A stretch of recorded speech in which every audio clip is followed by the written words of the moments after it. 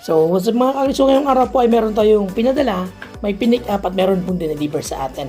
So, ayun nga po, prepare po kami ng fertile egg ng Star Egger kasi bound po ito sa Pandi Bulacan. So, maraming salamat po sa nag-order po sa atin ng fertile egg ng Star Egger. Kung meron pong gusto mag-order, PM lang po kayo. At ayun, syempre, ipapadala natin kung kaya pong ipadala. Sana po dito lang sa Luzon at hindi po tatawid ng dagat kasi kapag po kasi tatawid ng dagat, ang tendency po marami napipisa sa pinapadala natin mga fertile egg. Sayang naman po kasi medyo mahal siya.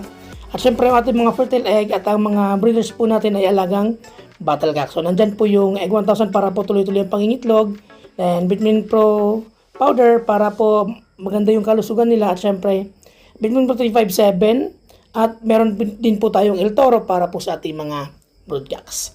So ayun po, kung gusto mag-order, PM na lang. So meron po tayong Blue Egger, Star Egger, Black Astrolorp, Rhode Island Red na vintage line, Rhode Island Red na bamboo line na show type.